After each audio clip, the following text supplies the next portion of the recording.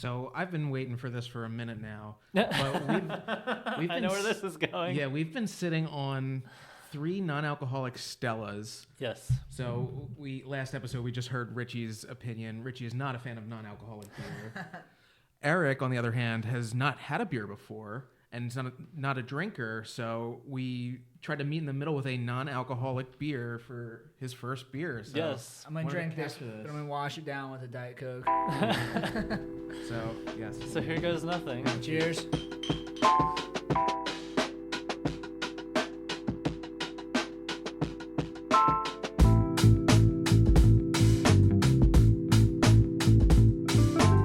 Welcome back to the Brewdad Podcast. I'm your host, Richie Tevlin, joined as always by Evan Blum. I can't get it right. What's going on? By Evan Bloom and Eric Dale, a.k.a. Eric the Puzzler. So that's the 5th try that we did. But Eric, welcome. Thank you. So you have probably the most interactive, the most interesting Instagram page in Philadelphia right now. Wow. Well, thank you. We talked about, right before we came on, about how you were an influencer. And we'll get through talk about how you are not an influencer, you're a creator, and I like your response to that. But first, can we just hear about like who you are and kind of how Eric the Puzzler got started? Sure. So I design puzzle-based experiences that give people a fun way to explore their surroundings and bond with their friends and family. So whether that's a ticketed puzzle hunt or an open-ended treasure hunt posted on social media, or something that a client has commissioned to help people explore their space. I'm always trying to build things into the real world so that you get that sort of extra level of immersion. Nice. It's almost like we talk a lot about like doing experience-based things, and this is almost like combining the internet world with real life things, and it's just very unique. Like I've never seen anything like it. It's almost taking like an escape room and bringing it into this like multifaceted, thing that people can just do on their own. That's exactly how I describe a lot of what I do, is building escape rooms into the real world. Very cool. And part of the reason for that is because actually describing the things that I create is very challenging, because I can't really show you what you're going to do without or like the one-liner spoiling pitch. It. Right. They're all so different. Yeah. So sometimes I say like I design things that can't be described unless you've experienced them. But people know what an escape room is, so that sort of gives you a good starting point of like, okay, so it's sort of like lateral thinking puzzles. I have to piece things together, make progress. But yeah, so much of what I do, like it happens up here. Like what you're buying is like this experience. Yeah. And that's hard to, like, how do you photograph that?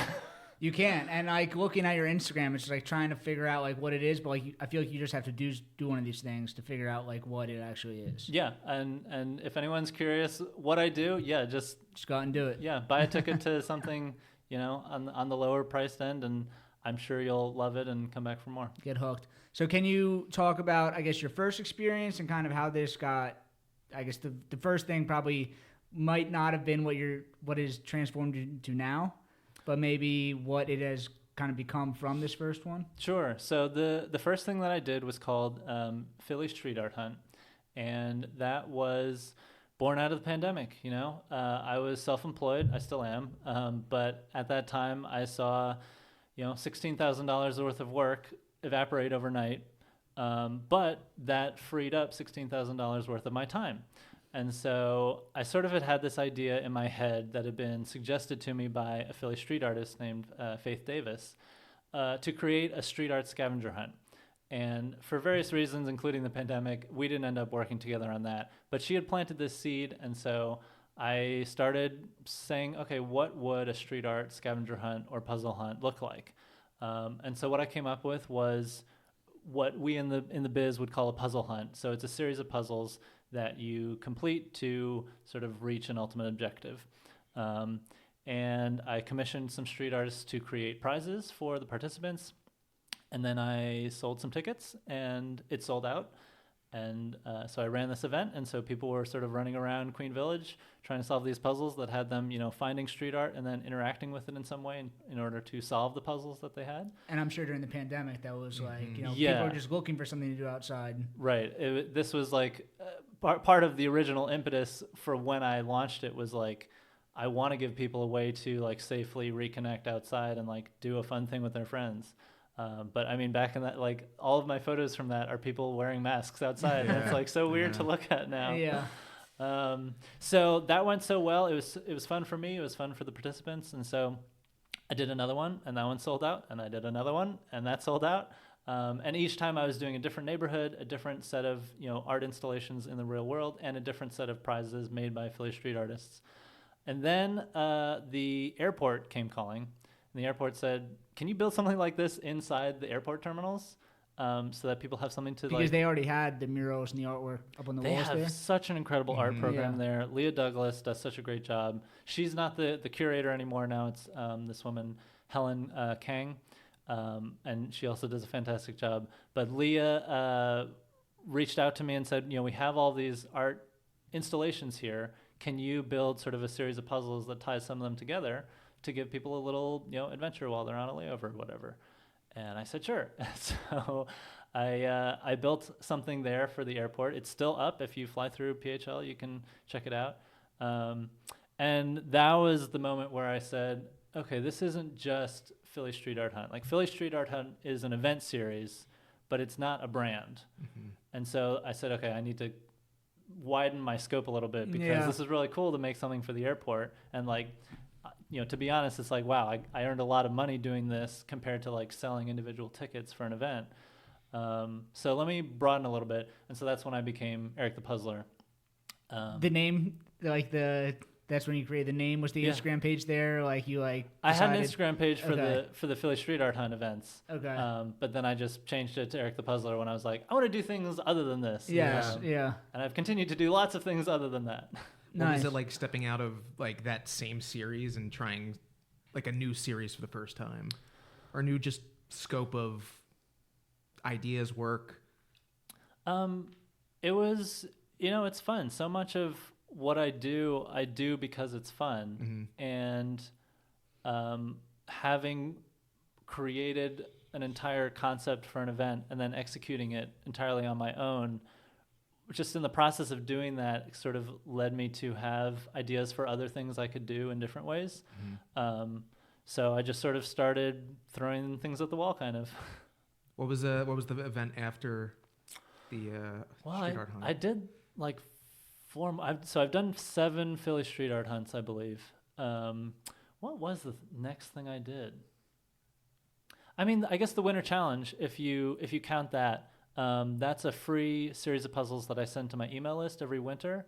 And I sort of invented that because I did a Philly Street Art Hunt in the spring, and then in the summer, and then in the fall. Then I was like, what do I do in the winter? Like, I want to keep people having fun with puzzles, and I want to make something still, but I don't really want to send people out in the snow to, like, solve puzzles with gloves on. So I said, okay, I'll just make it virtual, send it to my email list. And so I've been doing that every year continuously to, keep people excited. And honestly, that is a huge driver of like signups to my email list. Like that is a huge lead magnet. People get so excited about it. I've gotten probably half a dozen inquiries already this year of like, are you doing the Winter Challenge again? Is it coming back? So people love it. And I try to give out prizes for that. I might have to limit the prizes a little bit this year because there's just going to be so many people competing. I won't be able to give prizes to everyone who completes all of them like I have in the past. Did you have any experience like setting up like murder mystery events or like geocaching, or did you do any sort of like puzzle things before this? I had geocached with I think a friend once and maybe my cousin once. Yeah. Wasn't really for me because geocaching is very much just like, here's a location, go find it. Yeah. But yeah, so the sort of I won't say dirty little secret, but the weird thing about me is that I would not be a customer of myself. I don't particularly enjoy doing escape rooms or like solving puzzles. I mean, even crosswords, I'm like, this is... Is it because it's too easy? No, it's because I just so quickly feel stupid and flummoxed. And I don't like feeling that way. So... I much prefer the puzzle of creating a puzzle than just solving a puzzle. And when you create it, are you thinking in the shoes of somebody that's doing it? or like As much as I can, Okay. but it's more often about sort of building backwards from Yeah. something. So if you say, okay, this is a really cool mural that I want to like feature in this Philly street art hunt. Well, what can I play? What is in this mural that I can play around with? Does it have words that I can extract letters from? Does it have colors that I can, have people order into some particular configuration? Does it have like using the object himself to find like you're not trying to build something and then using things to like fit into your model, like it's both. Okay. So in puzzle design, there's sort of like top down and bottom up. Yeah. And a lot of times what I'm doing is both and meeting in the middle. Yeah. But so top down design is when you say, okay, this is going to be a spy themed puzzle. And so you say, okay, well, if this is a spy themed puzzle, what are the things I would expect to see that would, hit the spy tropes that make people go, oh yeah, this feels like a spy experience. And then bottom up design is you say, oh, I have this really cool idea for, this box that can only be opened underwater. And so then you say, okay, well, how can I flavor that to make that make sense in whatever, narrative I'm building? And so maybe you say, okay, it's an Atlantis themed puzzle. So lots of times really it's like, I know, okay, I want it to be, so I have a spy themed adventure. So I want it to be spy themed. So here's some things that I can maybe incorporate that are related to like spy movies and spy tropes. But then also like, here's some things that I have that have just been circulating in my brain that I think would make that for are fun, very fun things. puzzles. Yeah. Fun to solve and fun to figure out. How can I sort of like work these in and make it all feel cohesive?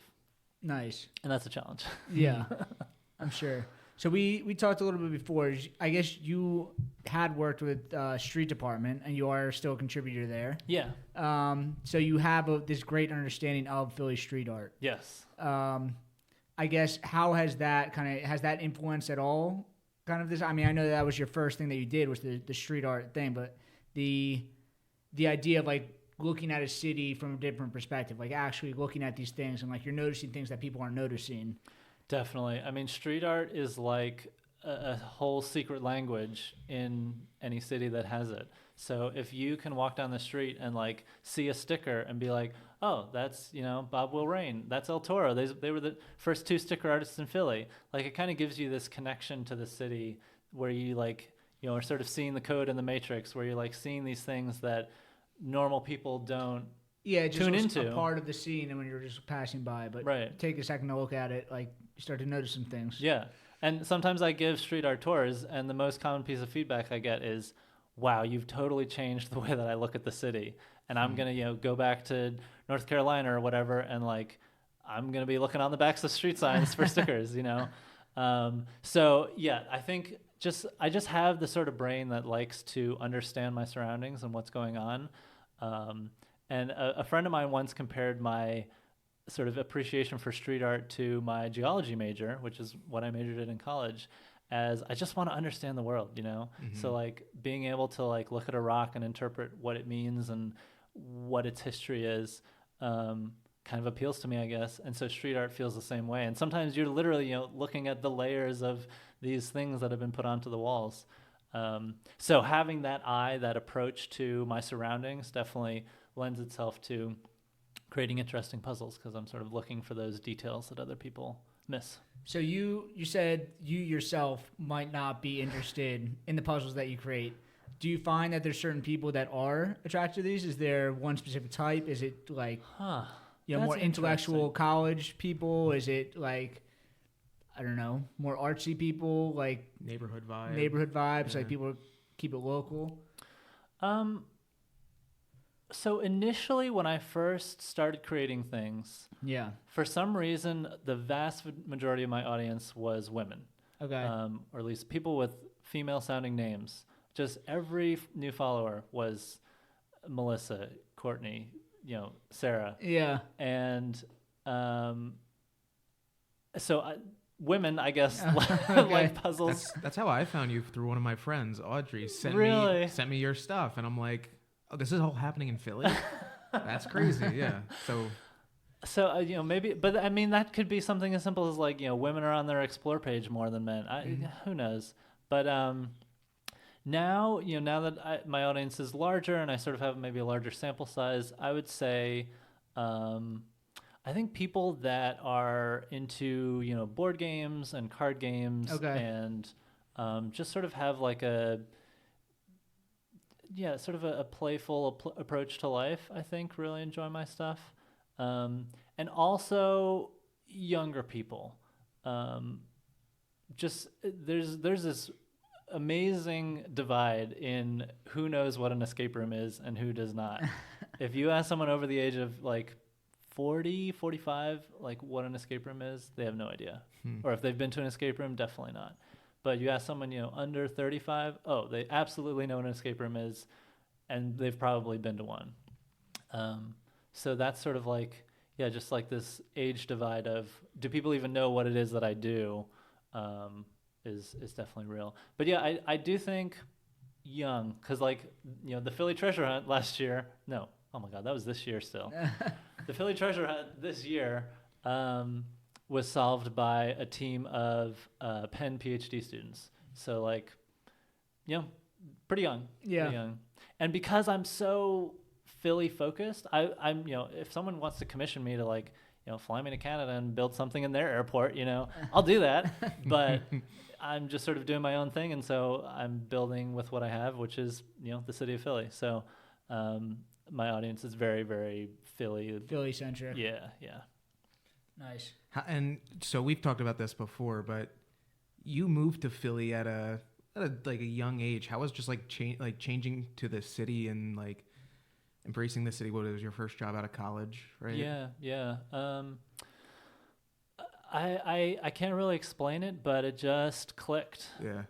I knew that I wanted to move to a city in the Northeast or New England, and I ended up getting a job here, and it just... Where are you from originally? Virginia, Northern Virginia. Cool. I just love Philly. I really, really love Philly, and I've been to plenty of cities at this point, and nothing really feels the way Philly does to me. It's different. Yeah. But I like it. I mean, Philly is the sort of place where you can start your own puzzle business and make it, It's like, it's a really creative, do-it-yourself, don't wait for permission, just do it sort of place. And Definitely. I love that. Definitely. And like you said with the younger people, I mean, what Evan and Brewdad is trying to do is like reach the younger generation. And what is the younger generation doing? They're doing these experiential-based activities, stuff like this where it's like, it's interactive. And I feel like you're hitting that like, head on. Like this is something that people have to think. It's like smart. People have to think about it. It keeps people, moving around, keeps them occupied. Like, I don't know. And as much as I can, I'm also trying to get people off their phones.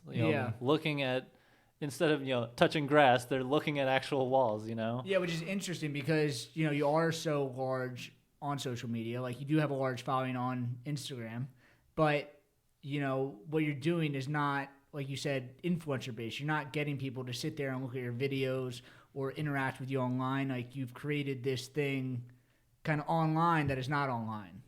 Yeah, that's a funny way to put it. Yeah, and maybe that's why some of my videos struggle so much, is because the algorithm's like, oh, this guy's trying to get people offline. It's not built for that. What Instagram is like, the more you interact with a post is like that post is stronger, even if it has like less numbers, but like the more you like or comment it, but like go out and do a scavenger hunt with it. Like that's pretty interactive. Yeah. But they can't measure that. So you're kind of missing out on that.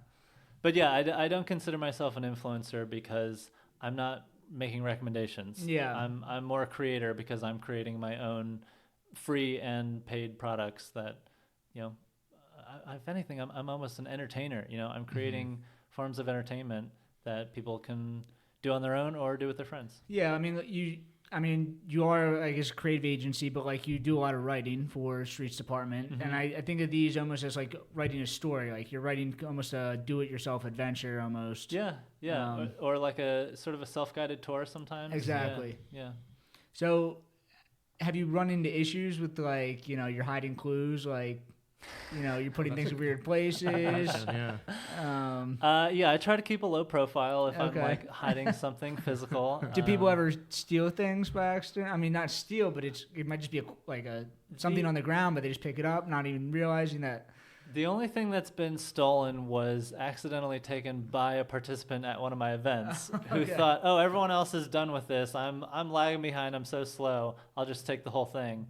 And they were not, in fact, the last person to reach that sort of checkpoint. So, no, generally, I just sort of, give it a look down the block and stick something where I need to stick it. But yeah, every time I set up for a Philly Spycraft mission or a South Philly mural escape, I'm always like, yeah, it's a little bit of anxiety of like, is someone gonna spot me? Is someone gonna grab this right after I leave? But I've plotted things out carefully so that the last thing that I leave or the most valuable thing that I really wouldn't want to lose like goes out last and then is found first by the group participating. Yeah. So there's ways around it.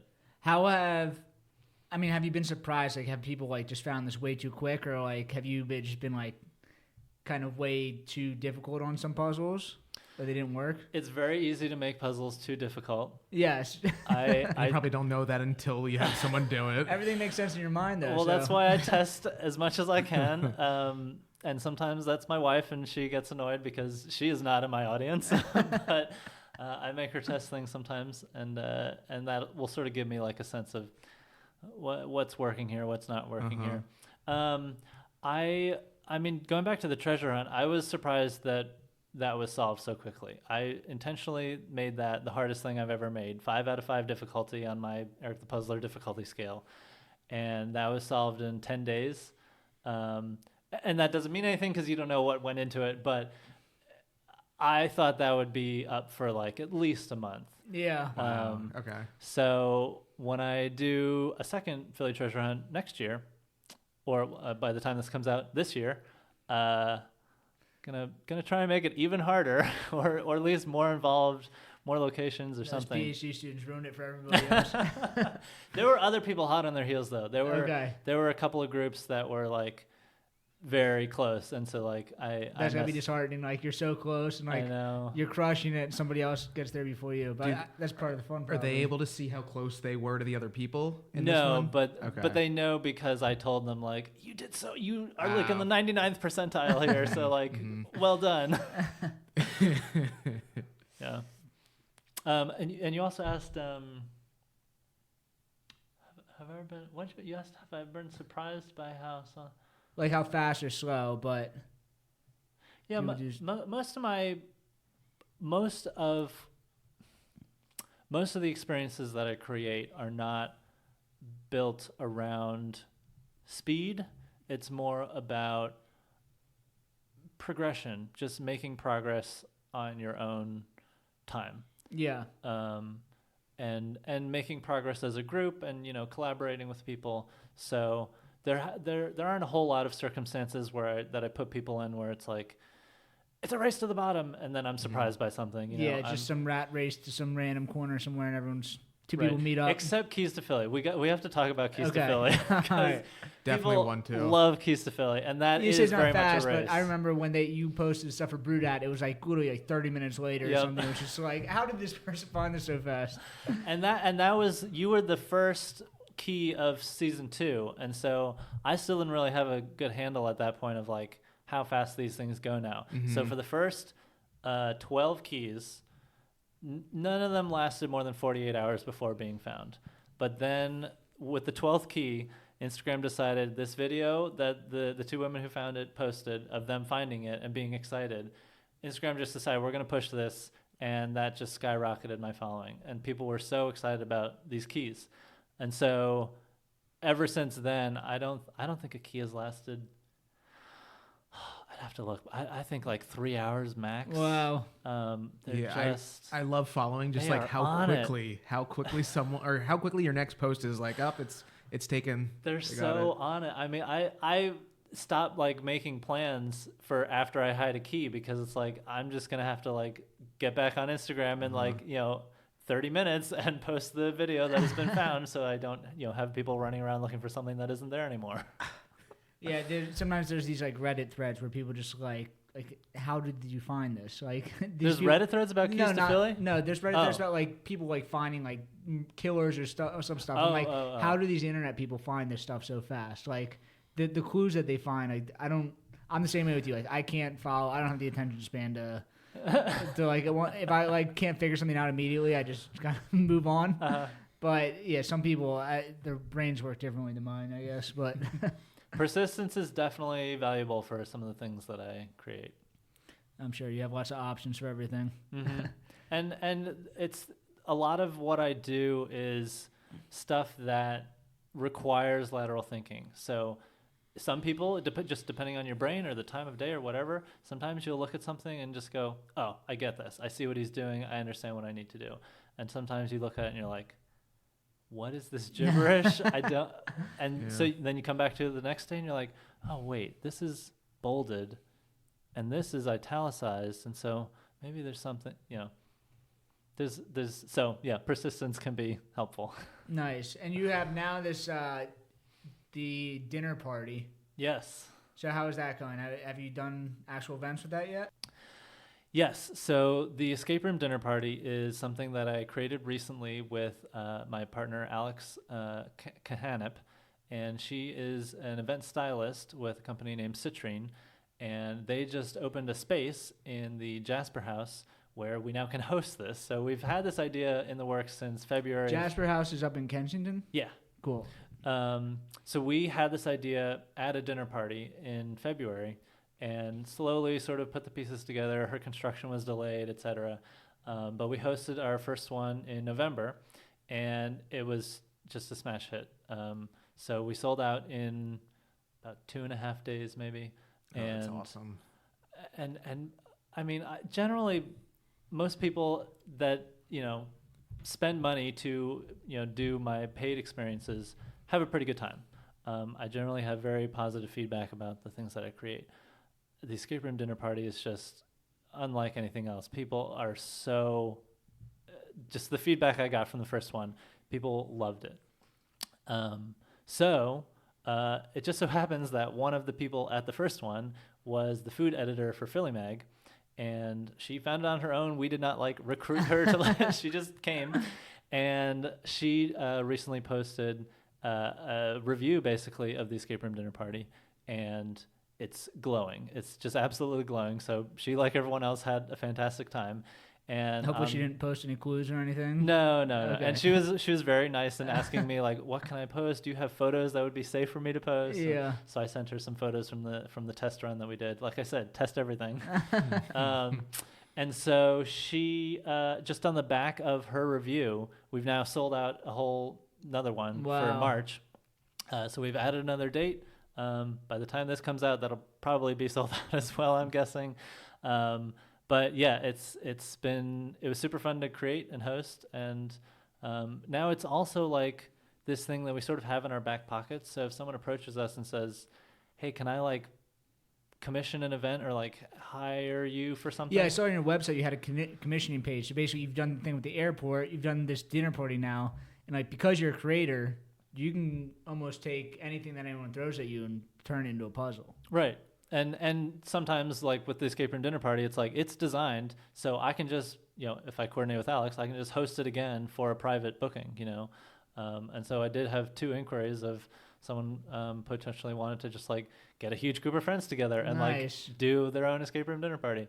But yeah, I love doing commissions and building something into sort of a semi-public space or a private space even. It's fun. GoTab is the all-in-one POS that breweries love. From tap rooms to brew pubs, GoTab makes managing orders, events, payments, and operations a breeze. With features like membership and loyalty programs, shared tabs, mobile ordering, and more, you can serve your guests faster and keep them coming back. Plus, GoTab works seamlessly with the tools you already use, so no need for costly hardware upgrades. If you're ready to take your brewery to the next level, check out GoTab, the POS that's built for breweries. At Wazak Inc., They keep your water clean, safe, and flowing at its best. From local breweries to busy distilleries, they're proud to serve over 20 spots across New Jersey, New York, and PA with top-tier water treatment that's affordable and built to last. Wazak know that every brewery has unique needs, so they tailor boiler treatment plans that keep equipment running smoothly and efficiently. And for them, it's not just about water. It's about delivering safety, satisfaction, and reliability to every client. So ready to elevate your water quality? Connect with Wazak Inc. today and let them get your system to its peak performance. So I've been waiting for this for a minute now. But we've I know where this is going. Yeah, we've been sitting on 3 non-alcoholic Stellas. Yes. So last episode we just heard Richie's opinion. Richie is not a fan of non-alcoholic beer. Eric, on the other hand, has not had a beer before and is not a drinker. So we tried to meet in the middle with a non-alcoholic beer for his first beer. So Yes. I'm gonna wanted to drink this, capture but I'm gonna wash it down with a Diet Coke. So yes. So here goes nothing. Yeah, Cheers.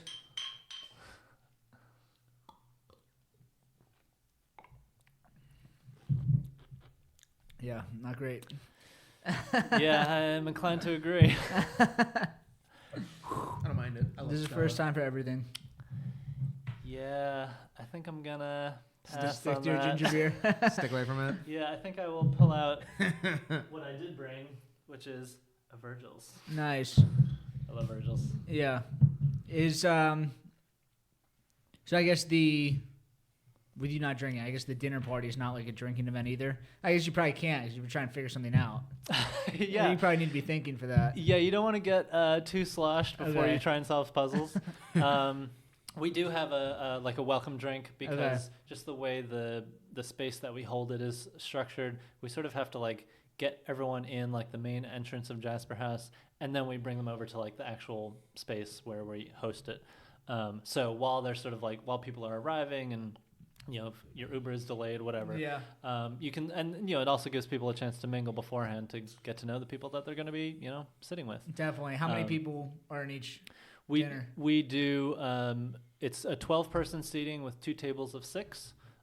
So like your table is your team, but it's not really like you're not really competing against the other table. And is it like an individual, like whoever the individual solves, or is it just kind of a collective? It's a group thing. So Okay, cool. it's very much an escape room where you're working together and you're trying to get through it. Are you as a group? Are you the host of this event too?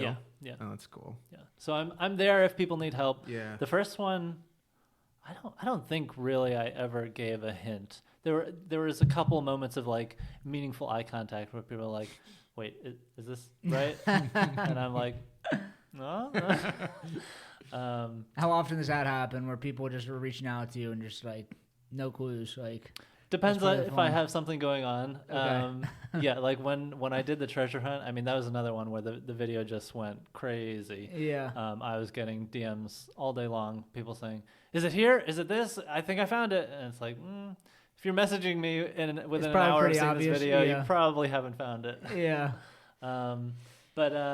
Yeah, so like if I'm like hosting something that someone has booked, like Philly Spycraft mission, I give people my phone number so they can call me if they need a hint, but maybe an average of like 1 call per booking where people Okay. we're stuck at this something, or very very very rarely something goes wrong where it's like something is someone is parked in front of the mural or something, like Like how I'm am I just making supposed to do something up, but yeah. things can happen in the real world that I can't control for, and so very occasionally that will happen, and then I get a call and I say, okay, just skip that and go Yeah, Mhm. yeah. And then I guess you have the winter puzzles. Those are all online, right? Mm-hmm.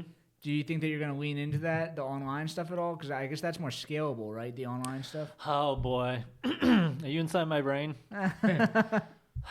So here's the thing. Like the dinner parties are great, but Yeah. like that's probably very labor intensive to do that. It's also hard to sell tickets because they're $195 a pop Yeah. because of all of the stuff that goes Exactly. Yep. into that. So my plan is to continue doing the winter challenge for free. And Get them hooked. I mean, as long as I am still local to Philly and I have these sort of, pre-built things that I can host whenever, it's valuable to me to like build an audience and build a following of people who will maybe become customers later, But yeah, in terms of like, if I wanted this to be my full-time source of income, which I'm not saying that I even do, yeah, scalability is definitely something I have bumped up against. So, And you say you don't want to be like on social media, but I feel like going through something online, you're not stuck in social media. Like it is still very interactive. You're doing critical thinking. It's kind of the same thing, just not outside. Right. And I've built, pieces of the Winter Challenge in the past that are across websites and things and not like on social media. Yeah. But it's still like staring at a screen,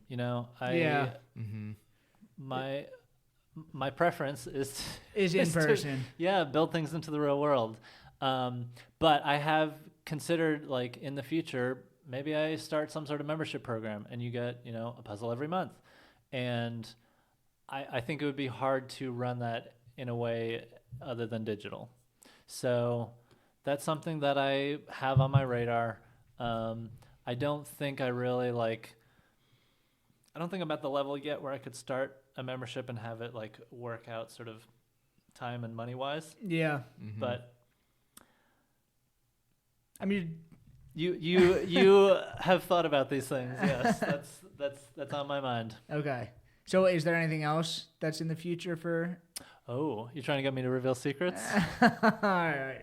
I don't want to push, but I feel like everything you've done has been so different. Like you're not just boxed in by one thing. I mean, you've only been doing this for 4 years, and there have been all of these things that you've done that have been like drastically different from each other. Like the airport is drastically different than this treasure hunt, which is drastically just different than the winter hunt or the key search. It's like, all these things are so different. I feel like there's, why would you box yourself in with what you were doing right now? Yeah, I feel so lucky that almost everything that I've sort of tried has been some amount of successful. I don't think it's really that like I'm a genius. It's just I've sort of tapped into something that people are really into. Well, people are doing the escape rooms like you said, but they're not doing what you're doing where you have this like interactive thing all over the city. Like you're the only person that I've seen that. I mean, geocaching is there, but like you said, that's literally just you're finding points. Right. This is different than that. I haven't seen anyone else that's doing stuff like you. There aren't a lot of people doing what I do. There are a few, but they often have different niches. So like there's this one guy who does basically exactly what I do, but only as private commissions for like one person or two people to have like this day-long adventure. Is this in Philly or is this just in general too? He travels around the country doing it. Yeah. Around the world, I think he like has done some adventures in Europe and stuff. There's I know there's like people in Seattle that do some like real world type stuff. So like there's people, but I think I'm the only one in Philly for sure. It's not a common thing, which is why it's so hard to explain what I do. Yes, but I feel like Philly's the perfect city for it. I mean, we have all the street art here. We have, all the history. We have all the tourism here. Like, I feel like this is the perfect place to be doing that. Yeah. Well, and history is something that I am interested in pursuing in the future. I would love to create a history-focused bookable experience. Like following Ben Franklin's footsteps or something like that. Mm-hmm. Yeah, but more like, in a National Treasure sort of feel. Okay. Because, like, who doesn't want to be Nicolas Cage in National Treasure? Yeah, yeah. So I need to, like, find a lawyer and see if I can even, like, describe my own project as National Treasure-esque, or if I can mention Nicolas Cage. But... I would love to create that, especially and like have it ready for 2026. Like that would probably be for the World Cup. No, for the sesquibicentennial, or 250th. Yeah. Mm-hmm. Everyone keeps saying like, "Oh my God, there's gonna be so many people in Philly coming to visit for this." So, I have a loose goal of creating something for that. But the amount of time it takes to create a bookable experience that it's like ready to run is just it's a lot of unpaid creation time. Yes. And so I'm to do something like that again. I think I might do it through like a Kickstarter or Indiegogo sort of thing, where people I feel can like sort of the 2026, something like that, like the city or the U.S. government has to have money for certain like interactive things, don't they? Yeah, some sort of grants or something. I would love to, work with Visit Philly or someone who could like maybe subsidize the cost of creating something like this. Mm-hmm. The problem is it's almost so unique that it's not like, someone can just go to their, accounting team and be like, we need to put money aside for Eric the Puzzler. I'm like, right, what is Eric the Puzzler? Yeah, it's a harder sell because it's not a known quantity. Yeah. Yeah. But I have such a passionate fan base that I think there are a lot of people who would just sort of pledge essentially like, yes, I want to do this when it's done. Yeah. So here's my money up front so that you can feel like, okay, yeah, you have, 50 people have like pre-booked this essentially. It's going to be worth your time to invest all this effort into creating it. Definitely. And like you said, everything you've done has worked out so far. So just get your money back. Nice. Sweet. So I guess so you guys had done the key search before. Yeah. I reached out to Eric through, I think I saw it through, might have been the Philly treasure hunt, looking through the one Cryptex, because I think that video like really blew up. Yep. And that's when I saw you guys doing the keys to Philly. Yeah. Or you doing the Is keys to that, Philly. you said this past December, it kind of blew up. Was that? So there were two videos that like, sort of the first one gained me like 8,000 followers, and then the second one gave me like 10,000 followers. Wow. So what was that like then? Like almost like as a new audience, right? Yes. Like, yes. So just not even changing your content, but just seeing this whole new group that I guess you're learning about too, and everybody's kind of learning about each other. Yeah. So I started, I would do a couple of like introduction posts of like, here's who the heck I am and what I'm doing. Like, I'm not just keys to Philly. I'm not just making a treasure hunt. But mostly it's just been trying to keep the same level of like engage with people. Like I'm still trying to like learn the names of people who come on my events, and then they come back for something else, and I say, oh, hey, how's it going, Nate and Julia? Shout out Nate and Julia.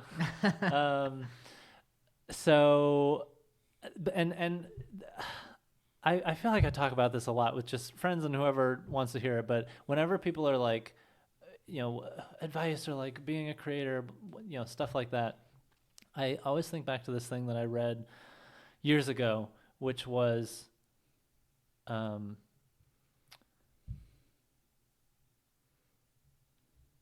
do things that don't scale. And, talking about scalability of like virtual things versus real world things, like the real world things sell really well because they don't scale. People recognize like how special these things are that I create. Yeah, they feel like they're, being a part of this like curated thing that, like same way that private dinners are kind of more expensive because they're making it specifically for you. They're not making the same dish for 8 different people in the restaurant that night. Right. So I've really tried to take that strategy, that recommendation of do things that don't scale, and just sort of apply that everywhere I can. So like, when I first created an email list, like the first 10 people that subscribed, I sent them a sticker by a Philly street artist. The first people who like come to experiences, like they get a discount, and I can't do that for everyone, but like if you're the first couple people to book, like I'll give you something for that, as my audience has grown, I've really tried to stay connected to people, and I respond to every DM I get. I respond to every email I get. Not that I'm drowning in emails or DMs, but so all of this is to say, having a larger following doesn't really change how I operate or how I interact with people. It's just more of them to make friends with. Puzzles. Yeah. It's cool. And who, I guess, was it kind of organic? People started to reach out to you as far as like the different news agencies, and you said like, was it the Inquirer came to your beer dinner? Philly Mag came Philly to Mag, okay. the escape room dinner party. Yeah. But you've been on the news a few times, I know, at least. Yeah, the first real news thing was the Inquirer, and just like you, one of my followers sort of reached out to her friend who is a writer for the Inquirer and said, "You got to interview this guy." And so a reporter reached out and said, "Hey, this looks interesting. Can we write a feature about you?" And I said, "Sure, but I know you want to do about Keys to Philly, but I'm about to put Keys to Philly on hold to do a treasure hunt instead," which it then turned out was related to Keys to Philly. Would you want to write about that? And she said, "Let me talk to my editor, but almost definitely yes." So the Inquirer then sort of worked with me to like time the release of their article to the same day that I announced the Philly Very treasure cool. hunt.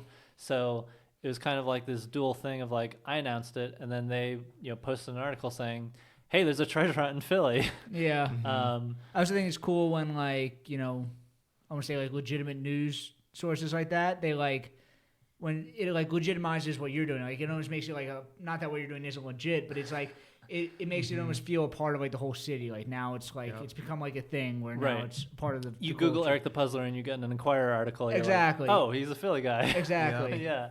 Yeah. So yeah, the Inquirer really started it, and then I think it was sort of like a bandwagon effect where other people who follow the Inquirer were like, "What? Who's this Eric the Puzzler Yeah. person doing a treasure hunt? This sounds cool. Let's do a feature on him." Yeah. So that that sort of like March to June of this year was like just all kinds of. And I guess media probably stuff. more popular during the summer season or the warmer seasons, just more outside. Yeah. I guess you're just trying to pick. I mean, you said last December it really started to explode. So Yeah, that was just because of that random video. these the magical Instagram algorithm. yeah, these two women posted a video or they sent me a video of themselves finding the key that I later learned they had staged just of their own accord for fun to send to me. And I posted that as like the way to let people know the key had been found. And I guess just sort of their excitement and the mystery of like, wait, why are they so excited about this key? And Yeah. Really, got people Then people start excited. looking to you like they're on their own treasure, and then they find Eric the Puzzler at the end. Yeah. I'm the ultimate You're reward. the prize. That could be a big puzzle to find you. So someone told me about this guy in Philly years ago. I don't know when he started or stopped, but there used to be this guy who would post on Instagram, "Come find me," and just like a photo with like some sort of clues of like where he might be. And the first person to actually physically find him in the real world, he would hand $100 bill to. Oh my God. So I'm not rich enough to do that sort of thing, but yeah, I might do like a I find know, me. I actually just did that. I went to artists- PAX and said, "If you find me at PAX, I'll give you this secret key with something attached to it." Nice. And nobody found me because PAX is massive. I've seen artists do that. I know. Yeah. Like when they'll like go to different they'll do like a world tour and like they'll just stop in a city and be like, "There is tickets to our concert underneath this rock in like Central Park or something. Go out and find it." But that when I first saw your page, like that reminded me of kind of what they were doing, which like it's not geocaching, but it's like you're finding a prize in real life. Right. Yeah. I call Keys to Philly a mini treasure hunt because, there's no great reward. The prizes are usually like $15 to $25 in value, but It's not about the prize though; it's about finding it. yeah, and that's the experience. excitement. people really and I've had people like not even collect their prize sometimes. They're just like, "No, I just want the key." Yeah. I just wanted to do that. Have you ever heard like a story where someone, like two people, find the key at the same Oh, time? every time now. Really? Every time now.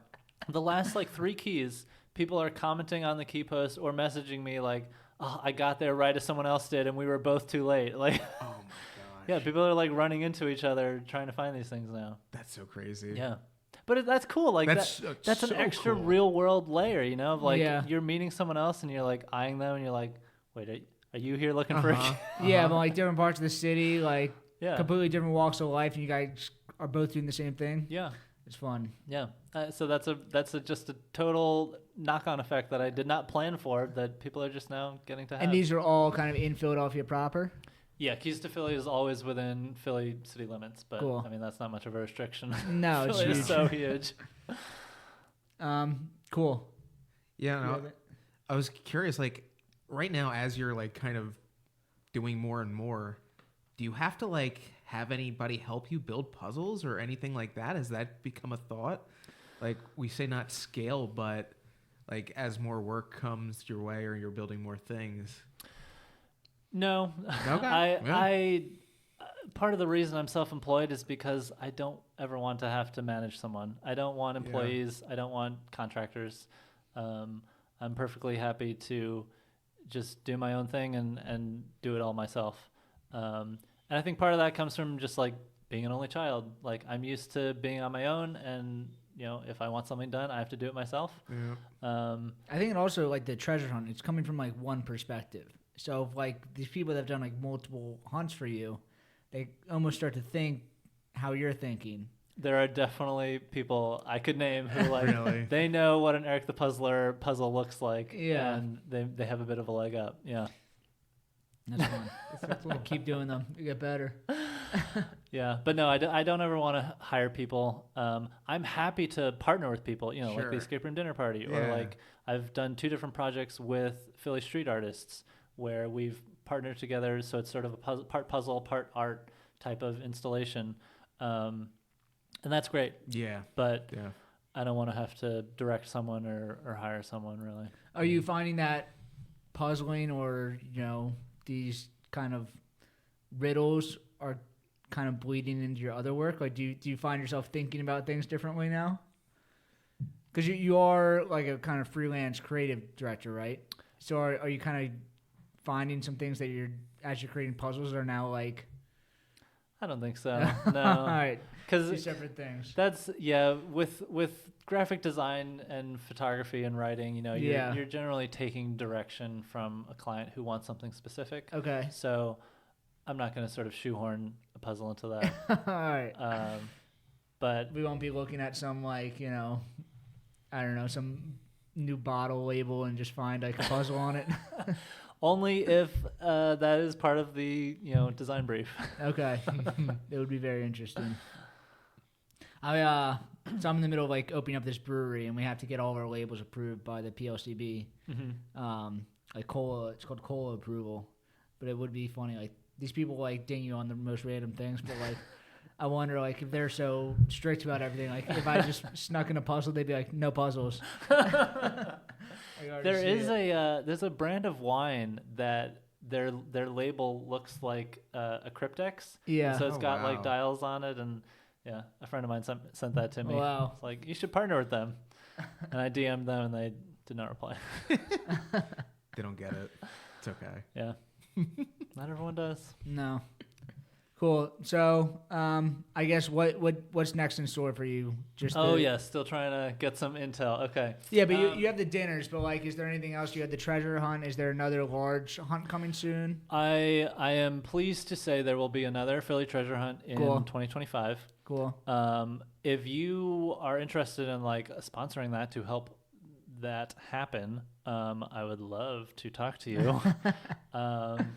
I may be pitching a couple of potential sponsors on like bringing that to life, because it gets people so excited about Philly. Like I think there's room for a partnership there with someone.